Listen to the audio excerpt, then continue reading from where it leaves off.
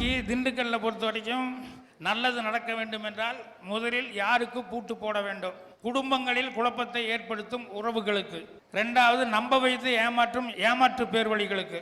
அடக்க நினைக்கும் ஆண்களுக்கு, ஆண்களை மதிக்காத பெண்களுக்கு, பொறுப்புகளை மறந்த இளைஞர்களுக்கு, தாய்மொழியில் பேச தயங்குபவர்களுக்கு, நல்லவர்களை ஜோக்கர்களாக நினைக்கும் சமுதாயத்திற்கு. யாருக்குமே பூட்டு போட தேவையில்லை, யாருக்கும் பூட்டு போடணுங்கிற அவசியம் இல்லை, யார் மேலேயும் எங்களுக்கு கோபம் இல்லை அப்படின்னு சொல்லிட்டு. ஸோ இந்த டாப்பிக்கில் இங்கே இருக்கிறவங்க எல்லாருமே அவங்கவுங்க திறமையாக அவங்களுடைய வாதத்தை இது உங்கள் மேடையில் எடுத்து வைக்க போகிறாங்க. நல்லது நடக்கணும்னா அடக்க நினைக்கிற ஆண்களுக்கு போடணுங்க பூட்ட. இன்னைக்கு தமிழ்நாட்டுல 75% பெண்கள் படிக்கிறாங்கன்னு சொல்றீங்களே, எத்தனை வீட்ல பசங்களையும் பொண்ணுங்களையும் சரிசமமா படிக்க வைக்கிறீங்க? பசங்களை கொண்டு போய் ஐசிஎஸ்சி சிபிஎஸ்சி சிலபஸ்ன்னு சேர்க்கிறீங்க, பொண்ணு கொண்டு போய் கவர்மெண்ட் ஸ்கூல்ல சேர்க்கிறீங்க. கேட்டா இன்னொரு வீட்டுக்கு போற பொண்ணுக்கு எதுக்கு இவ்வளவு காசு கட்டி படிக்க வைக்கணும்னு சொல்றீங்க. அதையும் மீறி நாங்க இன்ஜினியரிங்கோ டாக்டரோ படிச்சு முடிக்கிறதுக்குள்ளேயும் வேற ஒருத்தர் கல்யாணம் பண்ணி கொடுத்துறீங்களே, அப்படிப்பட்ட ஆண்களுக்கு பூட்டு போடணும்னு. பொம்பளை அப்படின்னா 16 மூளை சேலை கட்டி லட்சணமா லட்சுமி கடாச்சமா ஒரு காலத்தில் இருந்தாங்கயா. இன்னைக்கு பார்த்தா சுடிதாரு, மிடி, மசக்கிளி, நட்டுவாக்கிளி, அதில் பட்டியாலான்னு ஒன்று இப்போ கண்டுபிடிச்சிருக்காங்க. இந்த பக்கம் 15 மீட்டர் துணி, இந்த பக்கம் 15 மீட்டர் துணி. ஒரு அம்மா பஸ் ஸ்டாண்ட்ல இருந்து கீழே இறங்கி வருது, எங்கம்மா அவன் பிள்ளைய காணாங்கன்னா இந்த பட்டியாலாக்குள்ள இருக்குதுங்குது. அதில் இன்னொரு ஃபேஷன் இப்போ எப்படி தெரியுமா? சாக்கெட்டுக்கு பின்னால் ஒரு சில புண்ணியவதியை பொடிக்கேறி மாதிரி கட்டி விட்டுருக்காங்கயா. அதில் பஸ்ஸில் போய்கிட்டு வரமா ஒரு ஆள் கரிச்சிப்பை புழிஞ்சு அதில் காய போட்டேன். இப்படி ட்ரெஸ்ஸாக போட்டுக்கிட்டு இருந்தா அப்புறம் தப்பாக பேசாமல் தமிழாவா பேசுவாங்க. ஒரு வீட்டில் 3 பொண்ணுங்க இருக்காங்க. அந்த 3 பொண்ணுங்களுக்கும் ஒரு அலாவுதீன் விளக்கு கிடைச்சிச்சு. அந்த பொண்ணுங்க அந்த விளக்கு எடுத்து தேய்ச்சிட்டு இருந்தாங்க. அந்த பூதம் சொல்லுச்சு, உனக்கு என்னம்மா வர வேணும்னு கேட்டுச்சு. பொண்ணு சொன்னா, நான் எல்லாத்த விட அழகா இருக்கணும்னு சொல்லும். சரி பூதம், சரி போ வச்சுக்கோன்னு சொல்லி கொடுத்துருச்சு. 2வது பொண்ணு கேட்டா, நான் அவளை விட பல மடங்கு அழகா இருக்கணும்னு சொன்னா. சரி போ வச்சுக்கோன்னு சொல்லி கொடுத்துருச்சு. 3வது பொண்ணு சொன்னா, நான் இவங்க எல்லாத்த விட அழகா இருக்கணும்னு சொல்லி கேட்டா. உடனே பூதம் படைச்சிருச்சு. எப்படி படைச்சிச்சு தெரியுமா? ஆனா படைச்சிருச்சு. அந்த பொண்ணு கேட்கிறா, என்ன அழகா படைக்க சொன்னா ஆனா படைச்சிட்டியேன்னு சொல்றா. அதுக்கு அந்த பூதம் சொல்லுது, அழகு வேற ஆண் வேற இல்லம்மா, அழகுனாலே ஆண்கள் தான் சொல்லுது. எவனோ கட்டிக்க போற பொண்ணுக்காக 10,000 ரூபாய்க்கு செல்லு வாங்கி கொடுத்து, 5,000 ரூபாய்க்கு புடவை வாங்கி கொடுத்து, 300 ரூபாய்க்கு ஹேண்ட்பேக் வாங்கி கொடுத்து, 10வது கேட்கும் போது நான் கேக்கு, ஐஸ்கிரீம், பீஸா, பர்கர்னு வாங்கி கொடுத்து குச்சி மாதிரி இருக்கவள குஸ்பு மாதிரி மாத்துறதே நம்ம பசங்க தான் சார். பாப்பா சொல்றது கரெக்டுங்க. முத நாள் சைக்கிள்ல போனேன், ஹேய்னு சொல்றா. பைக்ல போனேன், ஹலோன்னு சொல்றா. கார்ல போனேன், சொல்லுங்க டார்லிங்னா. அத்தனை வாடகைன்னு சொல்லுங்க அண்ணா அப்படின்ட்டா.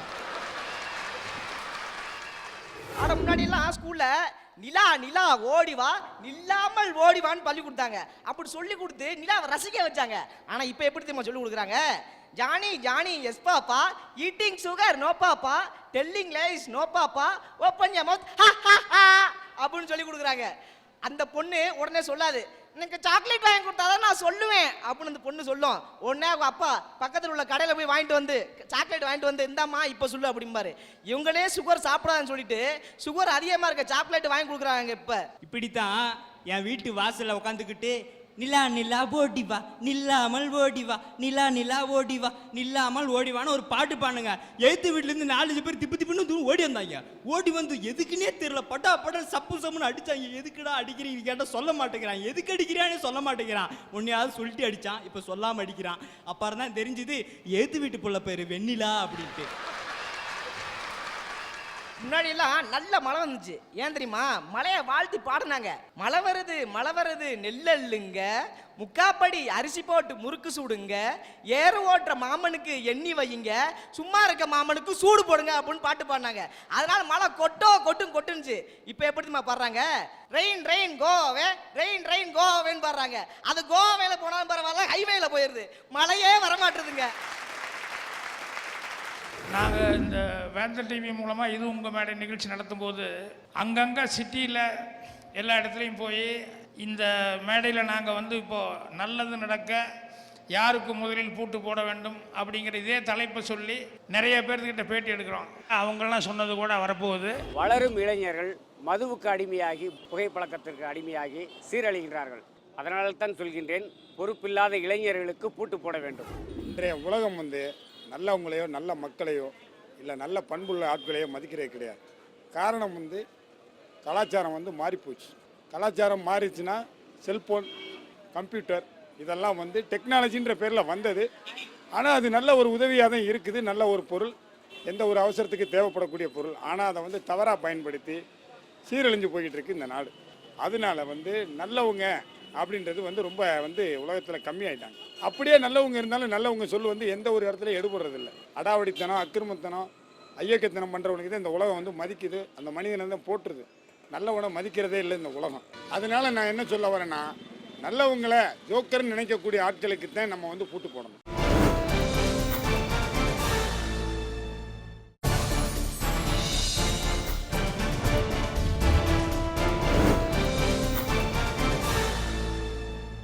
நல்லது நடக்க வேண்டும் என்றால் யாருக்கு பூட்டு போடணும்? நல்ல மனிதர்களை ஜோக்கர் ஆக்குறாங்களே அந்த சமுதாயத்துக்கு தான் பூட்டு போடணும்.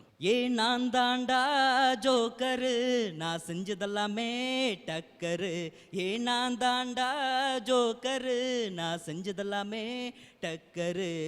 உன் ஜாதி சனம் அடிபட்டு போனா அவனை தூக்கிக்கிட்டு நான் நடந்து போனா, அவனை தூக்கிக்கிட்டு நான் நடந்து போனா. செல்ஃபி எடுக்கிறான், கண்ணா ஃபோட்டோ எடுக்கிறான், செல்ஃபி எடுக்கிறான், கண்ணா ஃபோட்டோ எடுக்கிறான். இதை பார்த்து கேட்டா என்ன போடா ஜோக்கர்னு சொல்றான்டா என்ன. இதை பார்த்து கேட்டா என்ன போடா ஜோக்கர்னு சொல்றான்டா என்ன. நான் தாண்டா ஜோக்கரு. தருமபுரி மாவட்டம் பாப்பிரெட்டிப்பட்டி வட்டம் மாரியம்பட்டி கிராமத்தில் பிறந்து அதிகாரப்பட்டி ஊராட்சியில் படிச்சுட்டு இருக்கும் பொழுது சத்திப்பிட்டி வதைன்னு ஒருத்தர் சொல்றாரு, தம்பிகளா இந்த சமுதாயத்தில் உங்களால் முடிஞ்ச அளவுக்கு உதவி பண்ணுங்க, இல்லைனா முடிஞ்ச அளவுக்கு செடி மரங்களை நடுங்க அப்படின்னு சொன்னாரு. எங்களுக்குள்ள அந்த எண்ணம் ஊறி ஊறி ஊறி எங்கள் ஃப்ரெண்ட்ஸுங்களே அவன் சொன்னான், டே மச்சான் நம்ம சாரு சொல்லிட்டாரு, அதே மாதிரி நம்ம அவர் சொன்ன மாதிரி மரம் நடணும்னா அப்படி சொல்லிட்டு அவர் பசங்கிட்ட பேசி 10-20 வாங்கி 800 ரூபாய் சேர்த்தோம். 2007 அது எங்களுக்கு பெரிய காசு. 200 செடி வாங்கினோம். ஊராட்சி மன்ற தலைவிட்டு காசு கொடுத்து அந்த செடியை சாலையோரமெல்லாம் நட்டோம். அந்த சாலையோரத்தில் அந்த செடிகள் 7 மாதம் கழிச்சு ரொம்ப செழிப்பாக வளர்ந்தது. அந்த செழிப்பாக வளர்ந்த செடியை பார்க்கும்போது என் வாழ்க்கையில் நான் புதுசாக வளர்ந்த மாதிரியே இருந்ததுங்க. கொஞ்ச நாள் கழிச்சு ரோடு பண்ண சொல்லிட்டு சைடில் இருக்கிற மரத்தையெல்லாம் வெட்டினாங்க.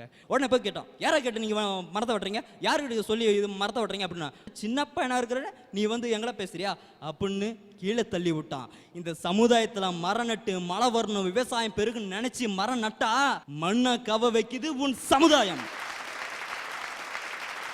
சேலம் மாவட்டத்தில் 40 வயசு ஒரு இளைஞன் இருக்கிற ஏரியெல்லாம் குளமெல்லாம் சுத்திகரித்து அந்த நீர்நிலைகளை காப்பாற்றிட்டு, அது மட்டும் இல்லாமல் தருமபுரியில் இருக்கிற காடுகளை காப்பாற்றணும்னு சொல்லிட்டு கூட்டுறவு காடுன்னு ஒரு திட்டத்தை கொண்டு வந்தார். 2015 சென்னையில் சிறந்த மாமனிதன் ஒரு பட்டத்தையும் பெற்றார்.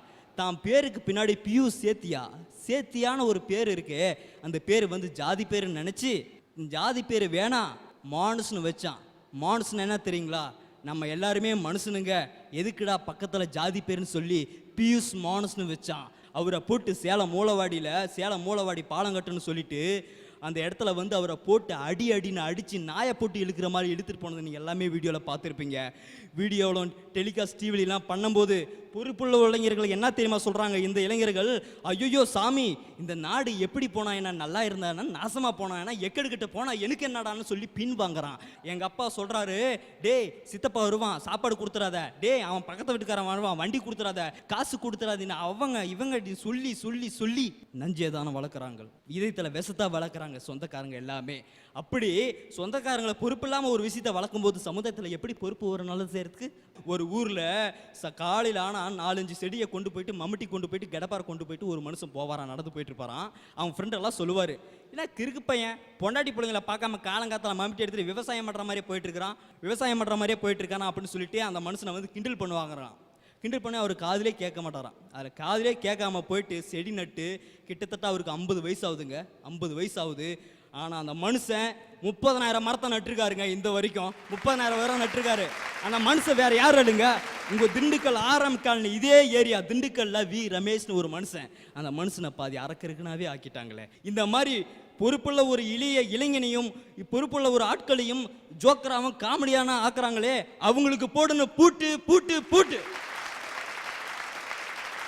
1997 வருஷம் நவம்பர் மாதம் 11ஆம் தேதி 2000 பத்திரிக்கை அடித்து 5000 பேரை கூப்பிட்டு 7 லட்ச ரூபா செலவு பண்ணி நானே என் தலையில் தீய வாரி கொட்டினாலும் என் கல்யாண நாள்.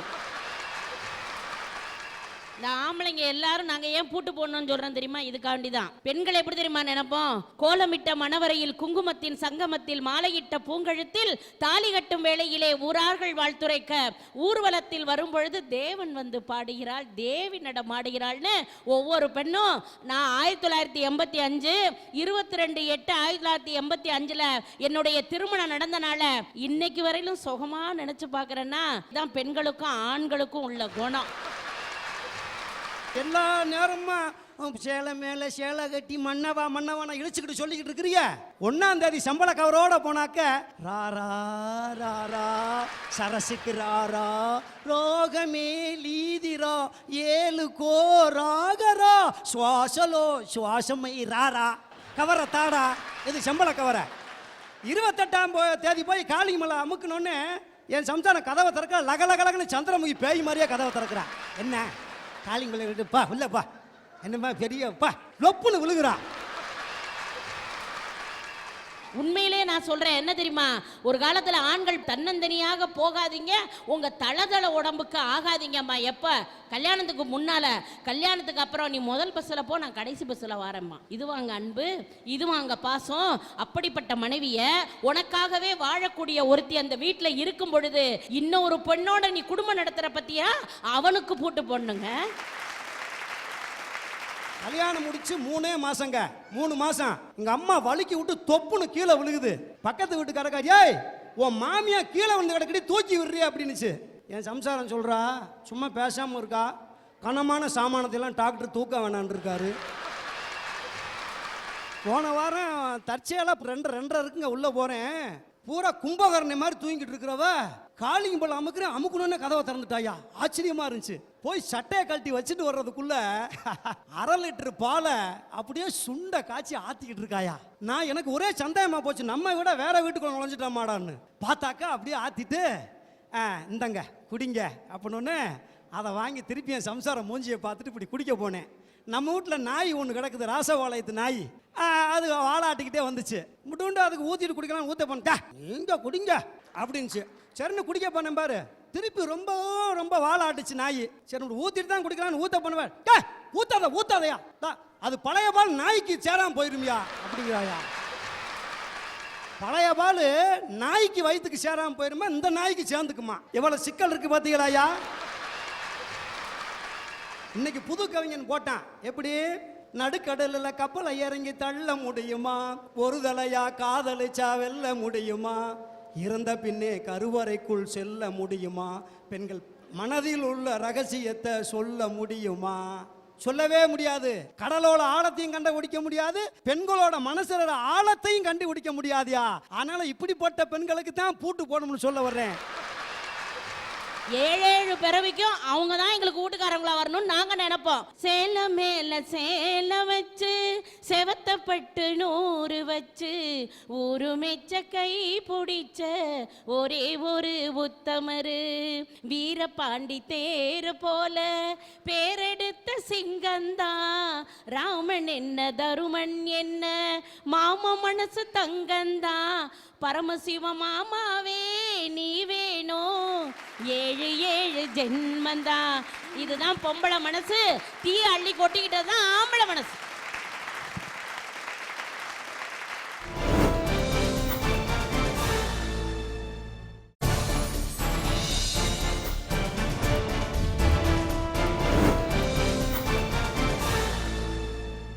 நம்ம எல்லாரையுமே நம்ப வச்சு கழுத்தறுத்து கேனப்பயில மாத்துறாங்க பாருங்க ஏமாத்துக்காரங்க. அவங்களுக்கு தாங்க முதல்ல பூட்டு போடணும். நம்ம எப்படியெல்லாம் ஏமாந்துக்கிட்டு இருக்கோம் தெரியுமா? 2 மாசத்துக்கு முன்னாடி காரைக்குடியிலிருந்து திண்டுக்கலுக்கு பஸ்ஸில் போனேன். 50 ரூபா கொடுத்து டிக்கெட் எடுத்தேன். 49 ரூபா டிக்கெட்டு போக மீதி ஒத்த ரூபாய அந்த கண்டக்டர் தரவே இல்லை. அண்ணே 1 ரூபான்னு கேட்டேன். தர்றேன் தம்பினாரு. நானும் இப்போ தருவாரு இந்தா தருவாரு தந்துருவாருன்னு நினைச்சேன். பஸ்ஸும் கொட்டாம்பட்டி தாண்டி நத்தம் தாண்டி திண்டுக்கல்னு வந்துருச்சுங்க. அந்த ஒத்த ரூபாயே தரல. இன்னைக்கு ராமநாதபுரம் மாவட்டத்துக்கு பக்கத்துல எங்களுக்கு விவசாயத்துக்கு மழை வரலைன்னு எத்தனையோ விவசாயிங்க கண்ணீர் விட்டு அழுதுகிட்டு இருக்காங்க ஐயா. ஆனா நம்ம பக்கத்து மாவட்டம் மதுரை மேலூர்ல இத்த தண்டியா இருந்த மழையே காணோம்னு எத்தனை பேர் இன்னைக்கு புலம்பிக்கிட்டு இருக்காங்க. எங்க தாத்தா சொல்லுவாரு மலை முழுங்கி மகாதேவன். அந்த காலத்துல எல்லாம் குண்டா எல்லாம் தெம்பா இருக்கிறவங்கள தான் மலை முழுங்கி மகாதேவன் சொன்னாங்க. இன்னைக்கு மேலூர்ல ஏமாத்தி ஊறி திளைச்சு போன எத்தனையோ மலை முழுங்கி மகாதேவங்க இருக்காங்களே, அவங்களுக்கு போடணும்யா பூட்டு. நாங்கள் இந்த வேந்தர் டிவி மூலமாக இது உங்கள் மேடை நிகழ்ச்சி நடத்தும் போது இங்கே பார்வையாளர்கள் நேருக்கு உட்காந்துருந்து பார்த்துட்டு இருக்கும்போது உங்ககிட்ட கூட உங்களுடைய கருத்துக்களை வந்து சில பேர்த்துக்கிட்ட பகிர்ந்துட்டு அதையும் நாங்கள் வந்து ஒளிபரப்பணும்னு நினைக்கிறோம். இப்போ இந்த கூட்டத்திலையும் வந்து யார் வேணாலும் பேசலாம், அதையும் பதிவு பண்ணிக்குவாங்க. அதாவது பூட்டு இவங்களுக்கு போடணும் அவங்களுக்கு போடணும் அப்படிங்கிறதே இல்லை. ஏன்னா ஆண் ஆதிக்கம் பெண் ஆதிக்கம் அப்படிங்கிறது கிடையவே கிடையாது. நம்மளா ஒரு கற்பனையை உருவாக்கிக்கிட்டு ஆணாதிக்கம் பெண்ணாதிக்கம்னு சொல்கிறோம். ஸோ பூட்டு அப்படிங்கிறது யாருக்குமே தேவையில்லை, அவங்களாவே திருந்திக்கலாம். 10 மாதம் பால் ஊட்டி சீராட்டி தாளாட்டி வளர்த்த தாயை கோளாறு சொல்கிறான் பாருங்க, அவனுக்கு போடணுமுங்க பூட்டு. பிச்சை போடுப்பா வேண்டான்னு சொல்லலை, ஆனால் பிச்சை போடுறவனை தடுக்கிறான் பாருங்க, அவனுக்கு போடணுங்க பூட்டு. சாமி கும்பிடுப்பா வேண்டாங்களே, ஆனால் சாமி கும்பிடுறவனை தடுக்கிறான் பாருங்க, அவனுக்கு போடணுங்க பூட்டு. யார் யாரு கெட்ட நினைக்கிறானோ அவனுக்கு மனசுக்கே பூட்டு போடணும். வேந்தர் டிவி சார்பாக மீண்டும் ஒரு முறை எல்லாத்துக்குமே எங்களுடைய மனமார்ந்த நன்றி எங்கள் குழுவின் சார்பாக தெரிவிச்சுக்கிறேன். கென்னடி அவர் சொன்னது ஒரு நல்ல பொன்மொழி. அதை வந்து புரட்சித் தலைவர் அவர்கள் வந்து பாட்டாக வச்சாங்க.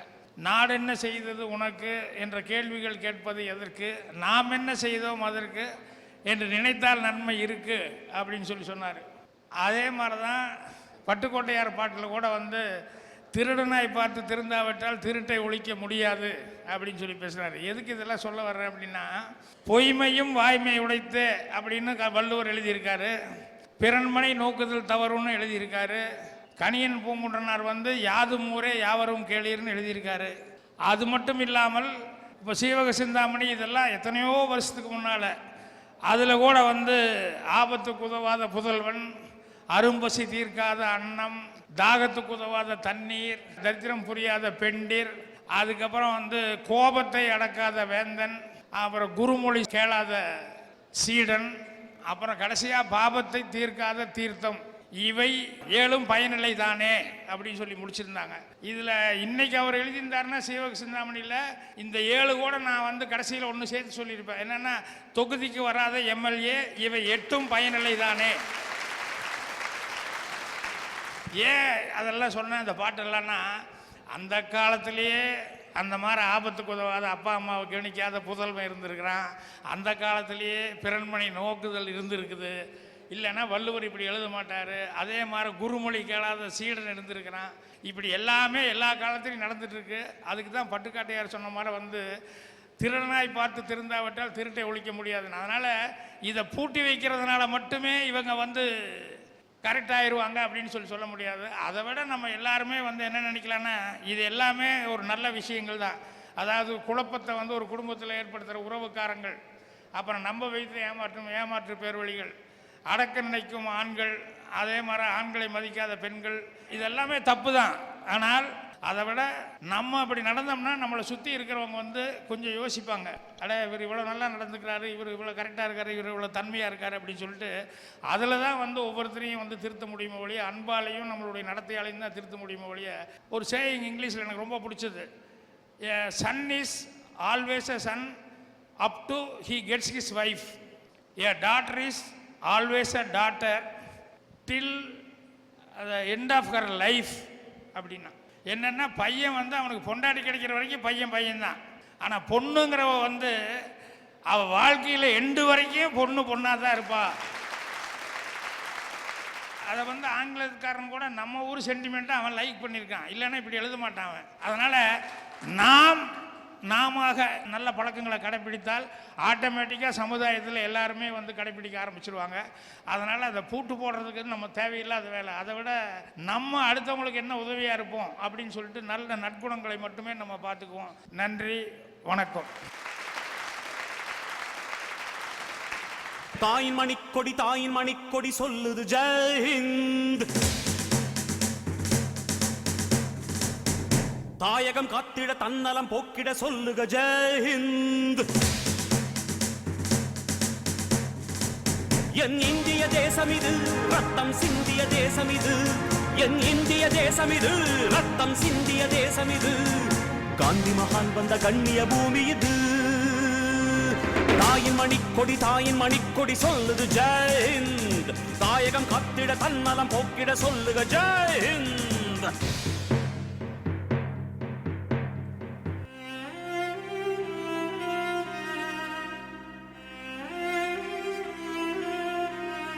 வண்ணம் பல வண்ணம் நம் எண்ணம் ஒன்றல்லோ. பறவைகள் பலவன்றோ வானம் ஒன்றன்றோ. தேகம் பலவாகும் நம் ரத்தம் ஒன்றல்லோ. பாஷைகள் பலவன்றோ தேசம் ஒன்றன்றோ. பூக்கள் கொண்டு வந்தால் இது புண்ணிய தேசமடா. வாட்கள் கொண்டு வந்தால் தலை வாங்கிடும் தேசமடா. எங்கள் ரத்தம் எங்கள் கண்ணீர் இவை இரண்டும் கலந்த தெங்கள் சரிதமே. இது தீயில் எழுந்து வந்த தேசமே. ஜெய் ஹிந்த் ஜெய் ஹிந்த் ஜெய் ஹிந்த். இந்நிகழ்ச்சி பற்றிய உங்கள் கருத்துக்கள் மற்றும் விமர்சனங்கள் வரவேற்கப்படுகின்றன. அனுப்ப வேண்டிய முகவரி வேந்தர் டிவி, எண் 35, நார்த் போல், கலைமகள் நகர், 3வது பிரதான சாலை, ஈக்காட்டுத்தாங்கல், சென்னை 32. தொடர்புக்கு 044 2225 5234.